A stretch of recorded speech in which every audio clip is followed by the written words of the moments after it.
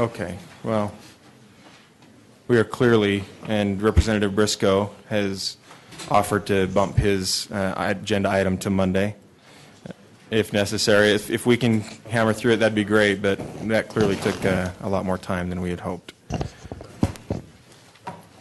So with that, we will go ahead and move to the second item on the agenda. Representative King. Thank you, Mr. Chair.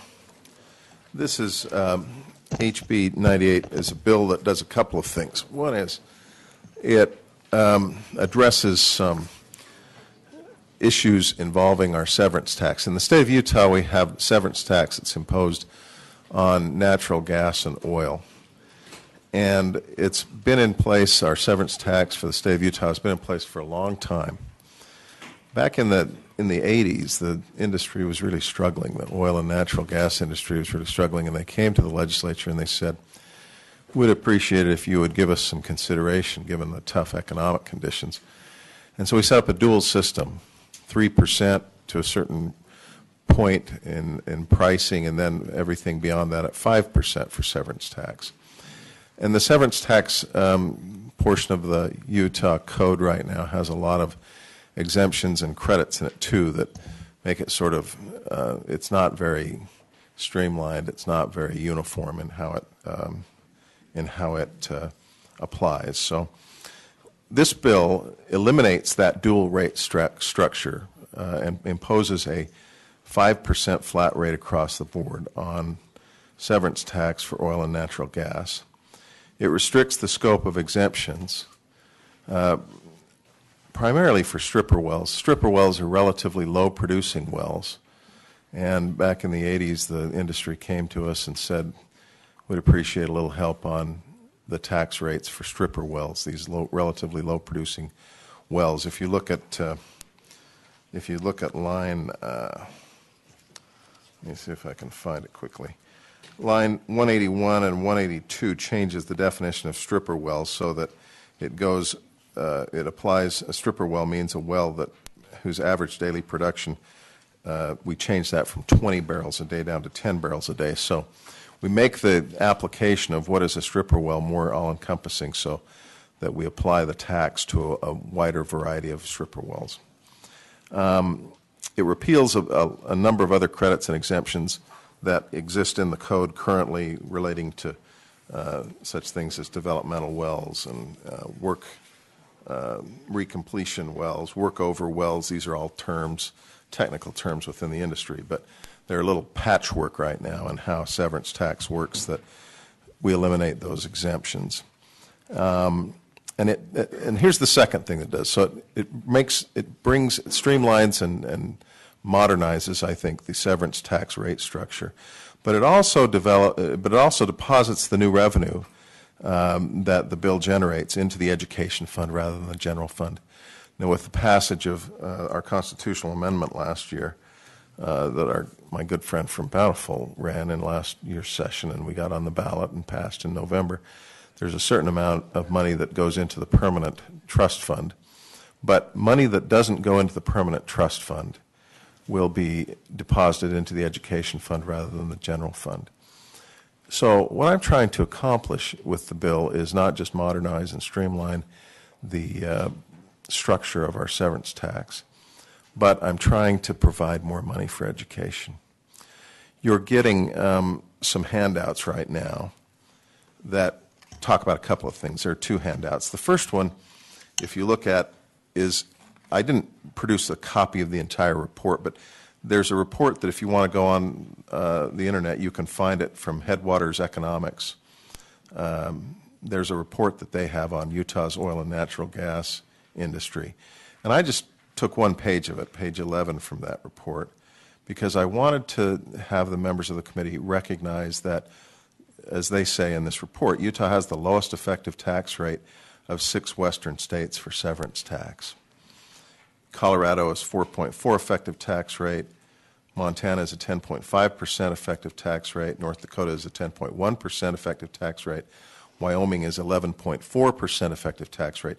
Utah is down at 3.3%, significantly lower than most of the states around us, and even our next lowest state, Colorado, it's 25% lower than that. So there's room to bring the severance tax rates into parity with our surrounding states. This is a non-renewable resource. Once it's gone, it's gone. One of the things that I like about this idea of increasing the rates and increasing revenue is it's going to go into the education fund in a way that reflects the kind of investment that we want to make in the future of Utah, and correlates nicely to the fact that since we've got this non-renewable resource that's being taken out of the state, that we ought to be taking that money and use it for something that reflects an investment into the future of the state. The other handout that I've provided is a page from the prospectus from Prosperity 2020. You guys, some of you may have seen this prospectus before. It's been handed out at a lot of presentations that the Prosperity 2020 folks have put together. I didn't have enough copies of the original thing, but there's one page that you've been handed that says the plan. And the folks at Prosperity 2020, which of course is the Chamber of Commerce and others within the business community, have identified some revenue options. They recognize how important it is that we have additional revenue for education. The second item under those revenue options talks about modernizing our severance tax system and says that the passage of Constitutional Amendment A presents an ideal opportunity to modernize Utah's severance tax system. The legislature should evaluate and improve the efficiency, equity, and revenue sufficiency of the severance tax, including an examination of the base, rates, deductions, and exemptions. That's what this bill does. It addresses each of those things in a way that reflects the encouragement that we're getting from the business community, Chamber of Commerce, Prosperity 2020, to raise additional revenue for education so that we can meet these aggressive goals that Prosperity 2020 has in place. If you take a look at the fiscal note, you'll see that the amount of money that the bill generates is significant.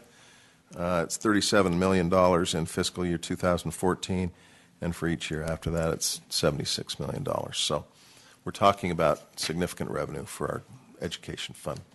And with that, I've completed my presentation. Thank you, Representative. We have a couple of questions for you. Representative Andrick. Thank you. Thank you, Mr. Chair. I want to actually support what you're doing here. I love that you're trying to do something that's going to raise funds for education. However, one of the things that I have issue with is of the real taxation. This is a proposed 66% increase of the existing tax. So if we're going from 3% to 5%, that's a 66% increase. Have you looked at, Representative King, have you looked at the impact that would have upon not only extraction but exploration of these mining companies and facilities as they are going out and looking to allocate resources here to the state versus neighboring states who have like resources?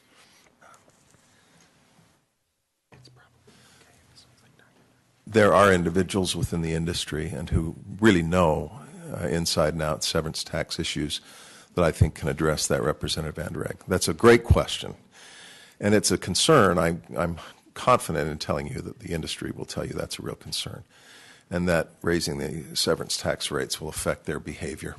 And I just want to add to that I think that not only will it affect their behavior, Utah has some incredible opportunities for mining, if you will, and extraction, but we also have a severe, and I'm going to state this again, a severe drawback when comparison to other states based upon access, infrastructure. We lack. We don't lack the resources. Resources we have an abundance of, but getting to it, if you're a mining operation, you have to weigh those factors, and my fear is, even though I want to increase funding to education, my fear is that your bill and this tax increase would actually have an adverse effect to the amount that is actually extracted, because we only collect the tax when they extract it and sell. we don't collect the tax if they don't extract. And with the current existence of our poor state of our infrastructure, I'm worried that by increasing the tax here, these businesses are going to reallocate their, even if it's a drawback in a portion, they're going to reallocate to other facilities across the nation where they can turn a greater bang for their buck. Yeah, I think that there are folks that can address that from both perspectives, both industry folks who echo your concerns and folks who say that's not as big an impact.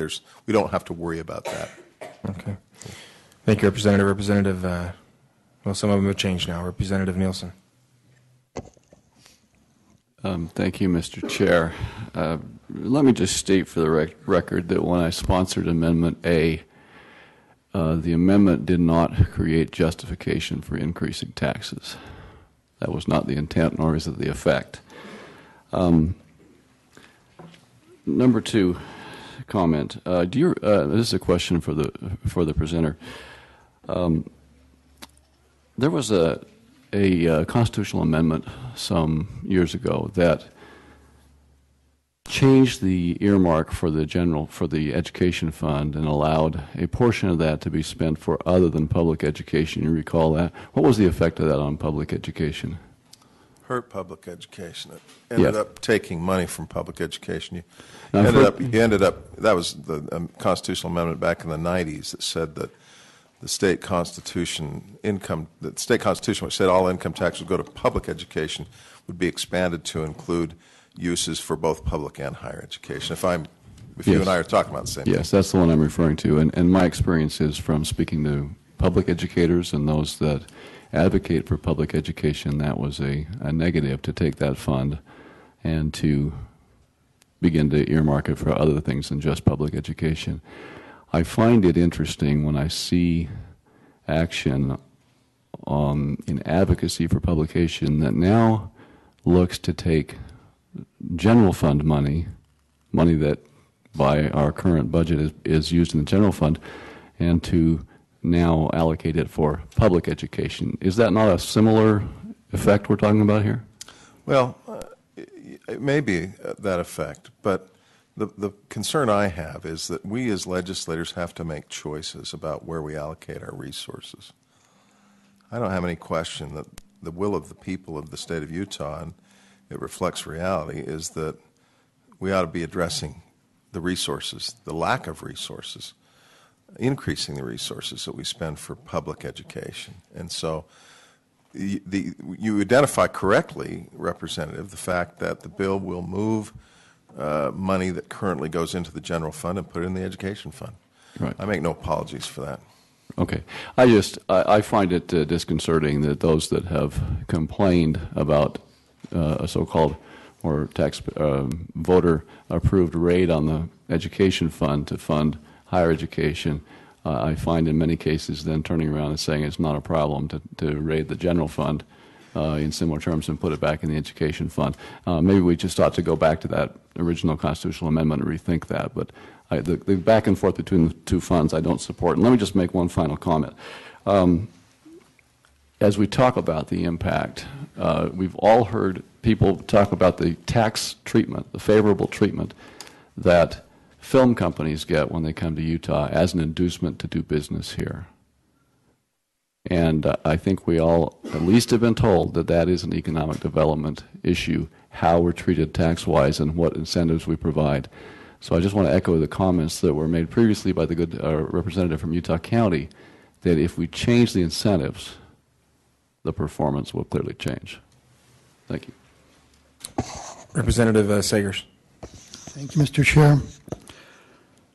Within the last 2 weeks, the Natural Resources Committee, whom I'm vice chair, has been informed and by industry experts that there are significant transportation and processing issues to further expand the oil and gas industry in the Uinta Basin.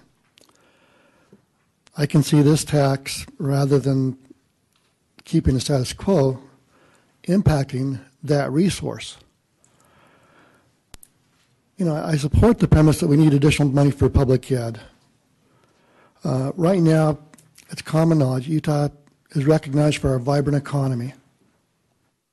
I think a good part of the reason for that is we do things the old-fashioned way to generate state revenue. We create jobs by growing our economy, by keeping taxes low, and through that growth, or funding our growth. I'm not aware of any business, including mine, that if I incur a cost, it's not passed on to somebody else. That somebody else is usually the public. I envision that same thing happening here. Thank you. Representative Hutchings.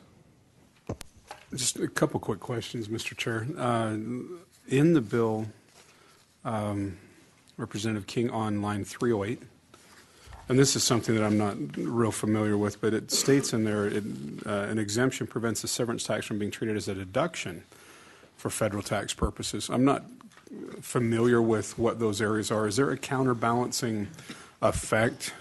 Do they get to deduct from their federal tax burdens what we charge in a severance tax?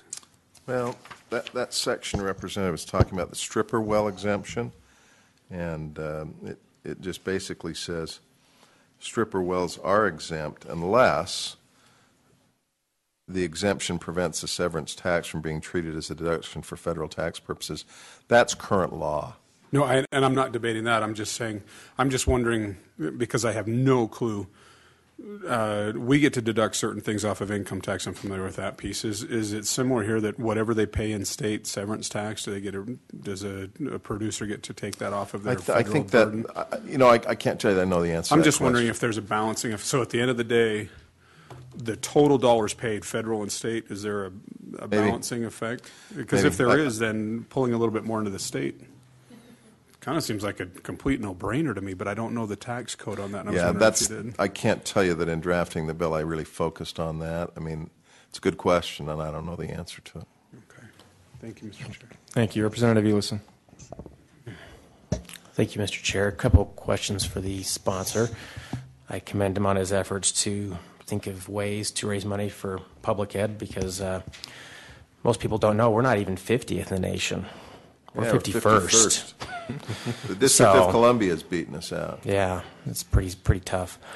Let me ask you, this focuses on oil and gas. How do we compare on other natural resources in terms of excise tax? Say, for instance, maybe one of our largest resources, coal. Why are you making my life miserable, dude?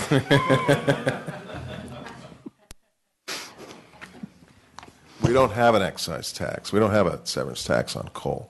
This is one of the things that the folks in the natural gas and oil industry said to me when I talked to them about this bill. They said, why are you picking on us, man? Why don't you go down and talk to the people who take coal out of the ground and stick a severance tax on that? What'd you say? And I said, because I don't want to pick a fight with Carbon and Emery County. That's why. At least you're honest. One second question, if I may. I don't know how much of this would relate to what the percentage difference between natural gas and oil would be, but those are two commodities that I dare say every citizen in the state of Utah benefits from or utilizes in some way every day. Most businesses, when they get a tax increase, they simply say, kind of shrug their shoulders and say, that's too bad, and they mark up the cost to the end consumer. So one thing I'm concerned about, as we've talked about in prior sessions, lowering the food tax to benefit those that are most vulnerable maybe in society. Could those same individuals, as well as every other citizen constituent, expect to see the price of their natural gas on their heating bill, which my bill this past winter has been pretty high, as well as taxes at the pump go up? That flows through? I suppose that's possible, Representative. I wouldn't anticipate that it would be much, but I would be not honest with you if I didn't acknowledge the reality that when taxes go up, generally they're passed through to the end consumer. I think that's true. That doesn't trouble me too much. I think that we as a body, a legislative body, are much too cowardly in terms of saying to the citizens of the state of Utah, folks need to step up to the plate and do a better job of funding something as important as education.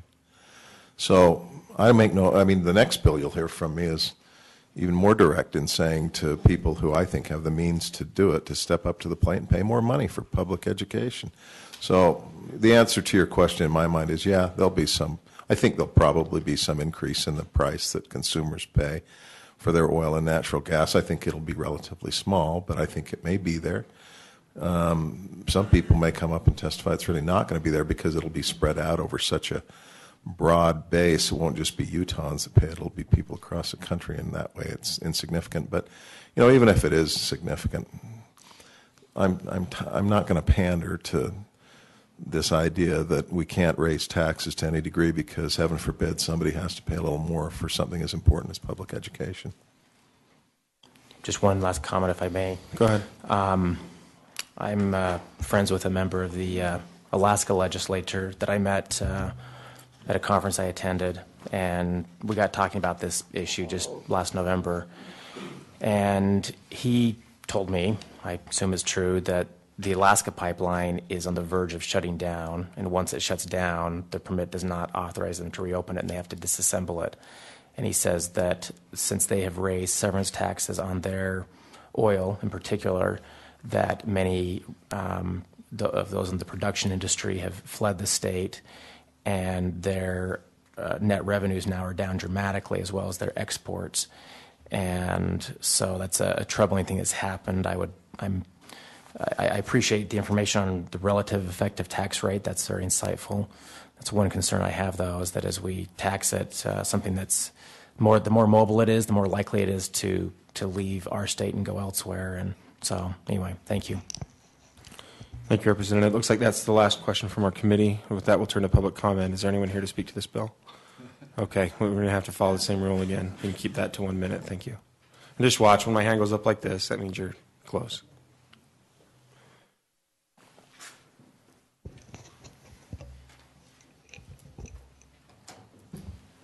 Thanks.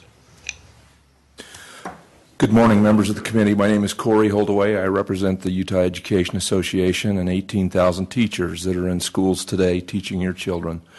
I am surprisingly in favor of this bill. Tongue in cheek there. And I'm speaking to this in terms of the policy more than anything else. I think if you look at what we've done with regard to the severance tax last year and Representative Nelson's constitutional amendment, I think, as Representative King points out, the timing of this is very good as far as reevaluating where the state is related to severance tax. The issues related to funding education are real.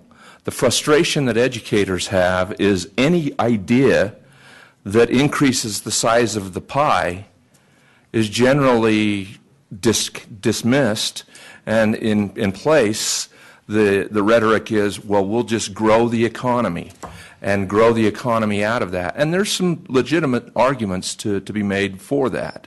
However, when you look at this policy that's been in place, I think it's time to be reevaluated, and this is real money that can be used in a very real way to help us come out of 51st in the country as far as education funding.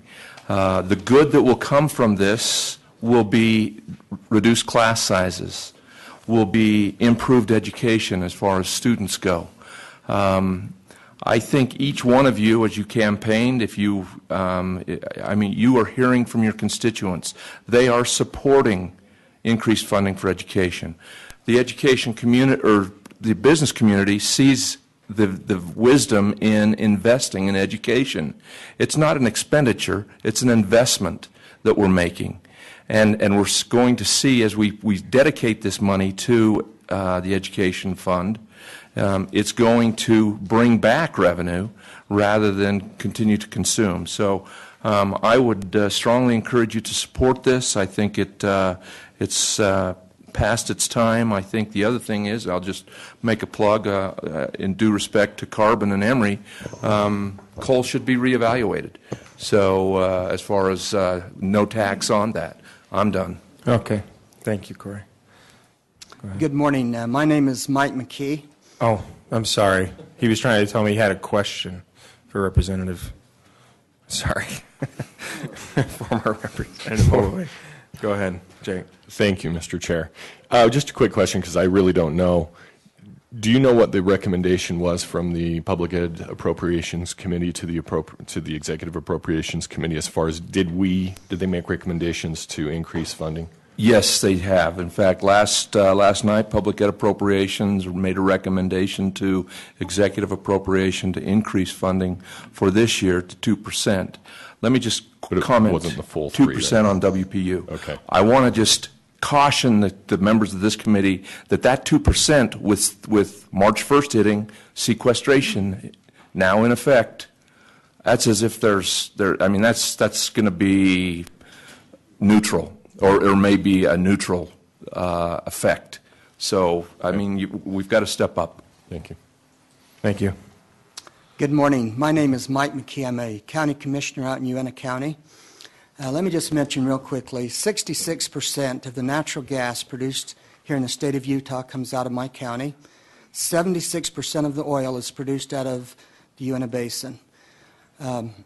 Recently, I and a couple other individuals with me were in Denver. We were meeting with one of the executives of one of our larger producers. He indicated that the most difficult state that they do business is in the state of Utah. And so, we need to be very, very very, very cautious as we make these kind of decisions, because we can very much discourage investment into the area. There's a tremendous amount of resource that's out there. Has been noted, 111 trillion cubic feet of natural gas, the amount of oil shale and oil sands. It seems to me the way to enhance revenue is we open up our public lands, we open up these opportunities, and you'll have more money for education than you know what to do with. That's the way that we do this, but as we cut that back, it does discourage investment. Some of you are aware of the 77 leases that were canceled. I can tell you firsthand that took investment out of our area, sent it to Texas. These decisions are not being made by corporations located in the state of Utah. These decisions are being made in Denver and Houston and other places in the country. And so in these boardrooms, as there's a competition for dollars, they look at the total picture, access, and severance tax, and these taxes are one part of that. But it is an important portion of that. So I would just really encourage the legislature to look at this extremely cautiously, and I would certainly hope that you do not pass that on. Thank you. Thank you. Representative Tanner has a question for you. Commissioner, you said that it was difficult to do business in Utah. Could you say why? Well, I was a little surprised about this because I've always thought Colorado was difficult, but I will tell you, they said more difficult than Colorado. Some of this I want to be a little bit careful of because I don't want to be offensive to, I'd be happy to do that a little bit more privately. Well, apart from personalities. Part of this has to do with, with the federal issues, with federal lands, as you're aware that in my county, only 15% of the property out there is privately held property. Compare that to Williston, North Dakota, where these companies can go in and get permits immediately, or Texas or Colorado. So that's part of it. There's air quality issues. There's a number of issues when you put that all on the table, and then policy, just certain policies. And so these items become cumulative. And as was noted even with coal, and I'm not here advocating severance tax on coal, but I think the legislature wisely said, to be competitive with coal, let's stay away from severance tax on coal. I think we need to also be very cautious when we start, tinkering with formulas, because that makes a difference in investment decisions these companies made. And there is true competition out there as to where these investment dollars go. It is going on as we speak. Thank you. Thank you. Okay, let's move to the next witness. My name is Gabriel Lozada. I'm a professor of economics at the University of Utah. And about 5 years ago, I did a pretty extensive study with a PhD student of mine on oil and gas taxation in Utah. And I just want to emphasize that this is an increase for oil, an increase from 3% to 5% only on the first $13 per barrel. The if the price of oil is higher than $13 and now it's about 93, all of that is already taxed at 5%.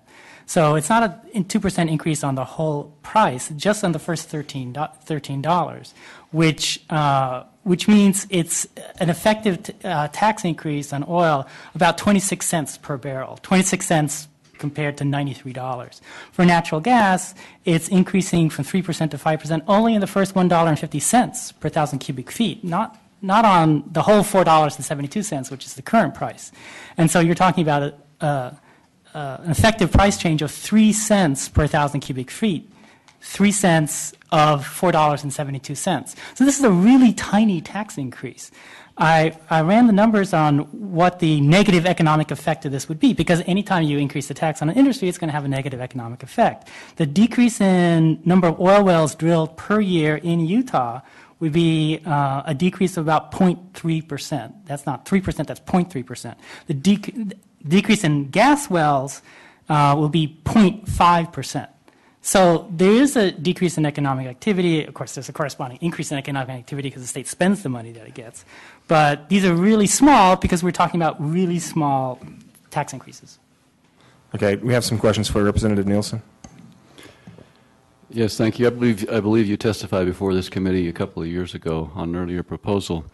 At the time, I wondered a couple of things. I recently finished reading the book. I was late getting to it, Freakonomics, and he pointed out that economics is all about incentives. People respond to incentives. Is that correct?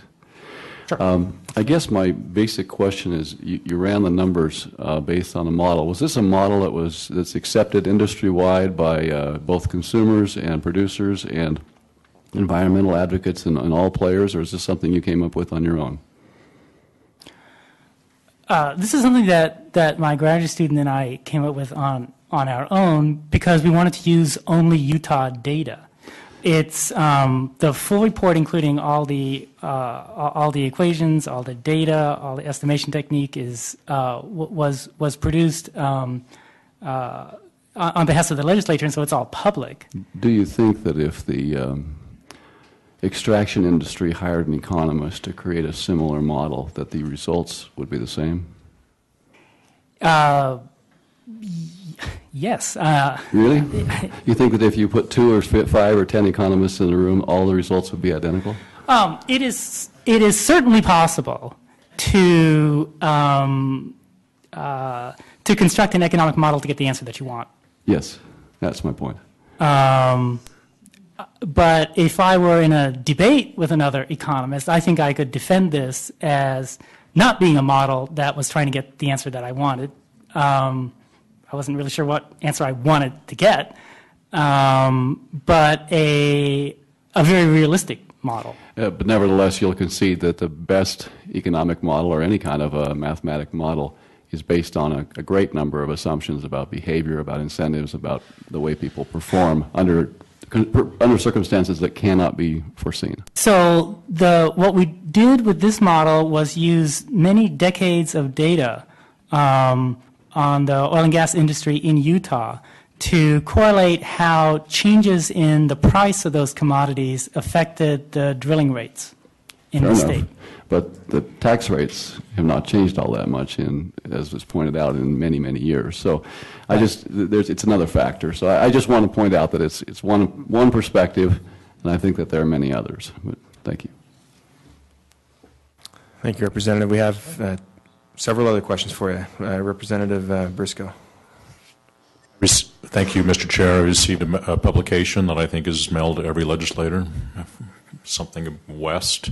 They do something unique in this monthly publication, which I think should be done more often. In the back of the magazine, they publish each article, and they tell you if any of the people who wrote the article or did research for the article, if they received any funding. So, I'm sorry, I forgot your name. Gabriel Lozada. Did you receive funding from any outside organization other than your salary as a University of Utah professor to do the research you did? To do the main research that I did with the graduate student, I received funding from the legislature. From the Utah State Legislature? From the Utah State Legislature. Did you receive funding from any other group? No, and never have. You're an economics professor? Yes, that's right. Does the economics department receive grants from any natural resource producers? No. Thank you. No. Thank you, Representative Briscoe. Representative Tanner. Thank you, Mr. Chair. My question is whether or not producing oil in Utah has unusual expenses. Is there something harder about getting oil and making a profit in Utah than there is in other states? There is, but if it were a lot harder, it wouldn't be done. The industry certainly makes a profit on its activities in Utah and has made a profit in many other decades when the price has been much lower than it is right now. Is there any brief way of saying what the differences are between Utah and other places? Well, Utah has higher extraction costs. I'm not sure about natural gas, but for oil, it's a type of oil that's harder to process. Okay. But you took that into account in your modeling. That's why we wanted to use only Utah data for the response. So this is the response of Utah oil and gas developers to changes in the price. Thank you. And one more for you, Representative Andreg. I will be quick. Thank you, Mr. Chair.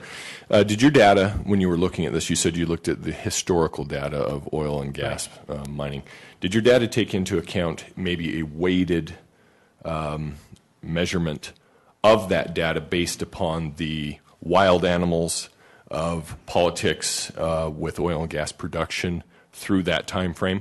For instance, I would imagine that oil and gas production was different under Ronald Reagan than it would have been possibly under Jimmy Carter, given the economic factors there. I would imagine that under George W. Bush, it'd be different under Bill Clinton, and likewise today. Did your data look at any sort of weighted measurement there, or was it just a rote, this is the historical information, we're just going with this without actually taking into account the external outlying influencers? We only took the price of the commodities into account. So to the effect that those actually U.S. government decisions don't really affect the price of oil much, but they could affect the price of natural gas quite a bit. To the extent that those government policies affected things via the price, we capture that. To the extent that those government policies affect the oil and gas industry in other ways that don't have anything to do with price, that's not captured in the model. This was just a question of how do price changes affect behavior, and that seems to be relevant to the issue at hand because we're talking about a tax increase, which is like a price change. Some of the data that you presented, though, was the adverse effect it would have as far as the number of oils, the whatever they call them, their oil drills or whatever, right. How many would decrease. Right. But does that take into account the Department of Interior's actions on restricting permitting? No. Okay. No. Thank you. Okay. Representative Gibson? No? Very quickly, you have one or no? Okay. Very quickly, thank you very much, and we had several questions for you, and we don't very often get people who are clearly so excited and happy to be doing what they're doing. So I don't know how to say that, but you clearly have fun with economics, and it's fun to watch you, so thank you. I'm glad you're teaching that. Okay. Peacock. Thank you, Mr. Chairman, members of the committee. My name is Lee Peacock. I'm president of the Utah Petroleum Association. It won't surprise you that I'm speaking strongly today in opposition to House Bill 98. Much has been said on the issue. I have a ton of comments, but I know that I have more comments than you have time, so I'll just say this.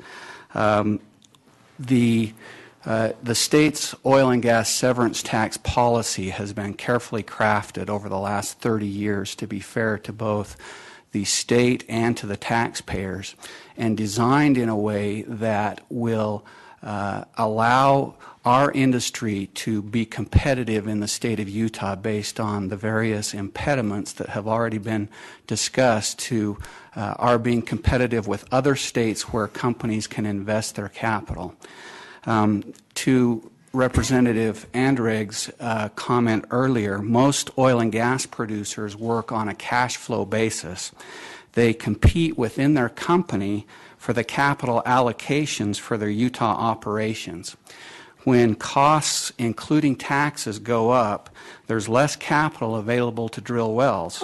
Higher costs equal fewer wells and less production, which has extremely significant detrimental impact to the state, to local communities, to the high-paying jobs that our industry creates. Many of you may or may not know our industry is the largest contributor to the permanent school fund through production on school trust lands. We are a major employer in the state, offering significantly higher wages than the state average.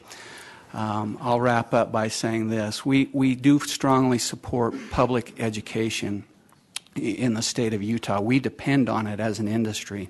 We'd be happy to continue this discussion in a broad-based approach on how to help fund these critical needs in the state of Utah, but we strongly oppose this bill and hope that you'll not advance it. Thank you. Peacock, we've got 3 questions for you. Representative McKiff. Thank you, Mr. Chairman. My question relates to the very comments which you make, and it is, have we reached Aristotle's golden mean with our rates? Suppose the suggested increase were half, from 3 to 4 instead of 3 to 5. Respond to that, if you will. The one point with Dr. Lozada's presentation that I think we would have some disagreement is that costs do make a difference in a company's allocation of resources into Utah versus other places. So to answer your question, any increase in costs would have some impact. Obviously, the particular bill we're talking about completely guts the state's severance tax policy. More minor modifications would have less of an impact, but still would have some impact. One follow-up question. Is your industry willing to come to the table to talk about anything other than the status quo? The answer is yes. We're always willing to talk. Talking under this scenario where there's such a huge tax increase is difficult, but we would be willing to have all the conversations necessary to do our part in helping the state be successful. Okay. Representative Tanner. Thank you, Mr. Chair. Mr. Peacock, I was wondering if you could help me with something here. I'm trying to get my sense of proportion.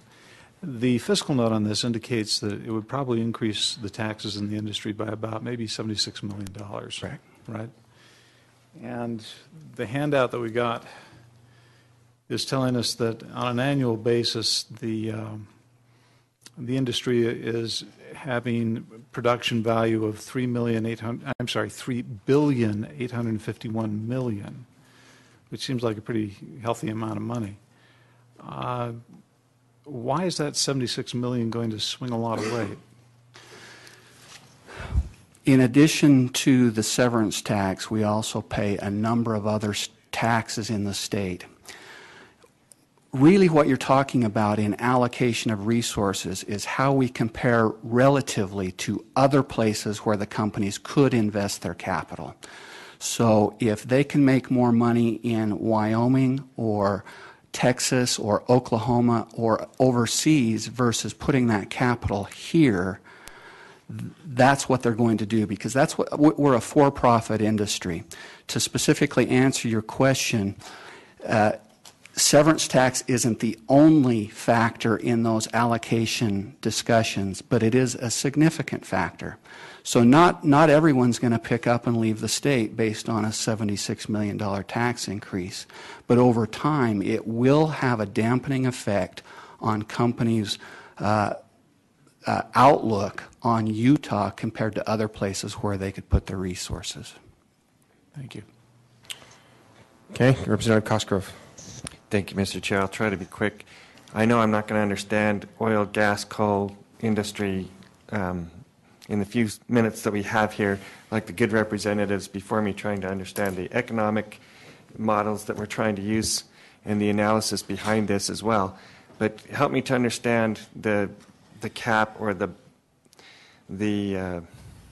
line where we set for what type of wells, whether it's a stripper well or what type of well, where the industry is trying to extract that to identify the resource within the ground, and then the propensity to make it a working well or a profit. Where does that line meet? So if I can extract 50 barrels out of the ground, and then I know I'm going to get a gusher, or if I'm going to extract 50 gallons because that's the cap, 50 barrels, that's the cap, and then I go up and set up another well and extract another 50 barrels and another well and another 50 barrels. Where's that balanced line? I hope I'm answering the question that you're asking. I think you're specifically referring to the stripper well exemption. I get embarrassed saying that word in front of the legislature. I'll cover it. The stripper well exemption is designed to keep low-producing wells in operation as long as possible. Once a well becomes uneconomic to produce, a company will shut it in. Unfortunately, or fortunately, we have thousands of stripper wells in the state of Utah, low-producing wells that would have a serious impact on our oil and gas production if they became uneconomic and therefore were shut in. So the targeted exemption for stripper wells is to keep those wells economic for a longer period of time, because as soon as it costs more to get it out of the ground and to maintain it, the sooner it's going to be shut in. So that targeted exemption is to help extend the economic life of thousands of wells in the state of Utah. Okay, I'm just trying to identify that balance where the resource I consider a state resource, a future resource for not just our generation, but for many generations to come, and the value for the good industry that we're trying to provide with a resource and jobs. And so I think there's a measure there. And if you understand the economic life of a well, most wells, when they're initially produced, produce this amount. But the decline curve is rapid in most oil and gas wells. So they'll produce 50, 60, 70% of their production in the first year or two of production. And then they level off and they maintain a much lower level of production, potentially for years and years and years. So we're trying to keep those wells alive. Thank you, Mr. Chair. I recognize it's not a perpetual resource, but I think we're trying to strike a fine balance there. Okay, thank you. Go ahead. Thank you, Mr. Pecan. My name is Irene Hansen. I do economic development in Duchesne County, the #1 oil producer in the state of Utah. Just a couple of things that I would just like to highlight. Again, 76% of all of the oil is coming out of the Uinta Basin.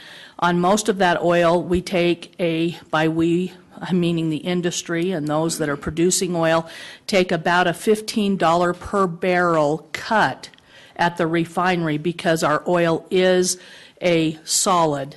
It's heated to come out of the ground. We have about 2.5, 3.5 hours at the most to get it to a refinery before it sets up like a candle. And so we do take, again, a $15 a barrel haircut on that price right off the top just to have it refined. The other thing keep in mind is on any production that takes place on tribal land, they also have a severance tax. And so in those cases, the companies are paying double.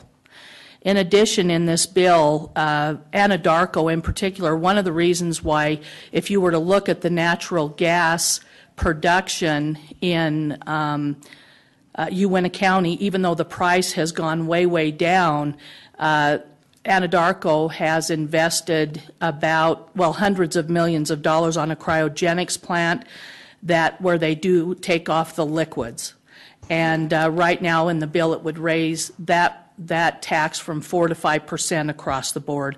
So we would ask you to vote no on the severance tax increase. Thank you for your time. Thank you. Go ahead. Again, my name is Royce Van Tassel, Junior Woodchuck with the Utah Taxpayers Association. I'm going to raise a slightly different point than you've heard so far, and that is there is a received wisdom. We've been told that by providing an additional $76 million, class sizes will go down, that educational achievement will increase. And frankly, the research simply doesn't bear that out. The only research that talks about or the only meaningful research, the best research that's been done in Kansas City about class size reduction says that if you get class size down to somewhere in the 15 to 17 range, you will have a marginal increase in student achievement. Nothing about $76 million a year comes close to reducing class sizes anywhere near that. Second, there is substantial agreement that real per student spending across the country and in the state since 1970 has doubled, yet student achievement has been flat. And so to think that raising taxes, whether it's through this process or what Representative King has with his proposed income tax increase, will actually change student outcomes is perhaps overly optimistic. For those reasons, we would encourage you to oppose this significant tax increase. Thank you. Go ahead. And just quickly remind everyone it's 9:56. We'd like to have a vote on the bill. Ann O'Connell, speaking for the League of Women Voters of Utah. Believe it or not, the League has a position on severance tax, and we believe that they should be raised, which this bill does in a very modest fashion. We also had very high expectations of this legislature, as does the general public, that you would make a very serious effort to increase funding for education. This bill does that also. So we support the bill. Thank you. Thank you very much. Go ahead. Mr. Chairman, I'm my sorry. name... There may be a question. Oh, Representative McKiff, did you have a question for the witness? Okay. Go ahead. Mr. Chairman, my name is Bobby Ralston. I'm with Anadarko Petroleum Corporation. Anadarko is one of the largest, if not the largest, taxpayer and natural gas producer in the state. And just to sort of build on what has been said before, every project that we have in our portfolio has to compete against the other projects. Now, we have two very distinct projects here in the state. We have the Uinta Basin, where it was mentioned earlier that they produce natural gas that has natural gas liquids in the gas. We did indeed spend several $100 million building a cryogenic gas plant up there to help extract those liquids, which helps that gas become more competitive with other projects throughout the country and throughout the world. We also have another project in the state down in the Price area that is a coal bed methane project. There are no liquids. That project receives the minimum gas price last year somewhere in the neighborhood of $2 an MCF, sometimes well below that. When we went through our capital budgeting for year 2013, for 2012, we gave no money to the Price area because it was not competitive with anything that we produced throughout the country. Although we maintained a relatively moderate activity up in the Uinta Basin, for 2013, we are going to cut our rig count by 50%. Mr. Chairman? We need to wrap up. We're not going to make it on the floor. I apologize. Okay. We need to. We would ask you to oppose this bill, and I'll let the next person. Thank you very much. Quickly. Okay, Chairman, Ryan Wilcox. My name is Ryan Plune. I'm a former high school science teacher that has left the education profession because our class sizes are too high. I'm here to speak in support of this bill for any help that it gives our public education funding. I also did not hear mention of the carbon bubble that exists on the global financial market, and we can talk about Utah economics and growth all we can, but these extraction industries are run by a global market, and the carbon bubble is that all nations have agreed to a 2 degrees Celsius rise. In order to achieve that goal, we can only burn 565 gigatons of carbon between now and 2050. and the oil and gas industry has 5 times that amount in proven fossil fuel reserves. So at some point there's going to be a crossroads, and these assets will become toxic. Okay. We're at the point where we're going to have to take action right now, or we won't be able to take action at all. Representative King, do you want to keep public testimony, or do you want to move back to the committee?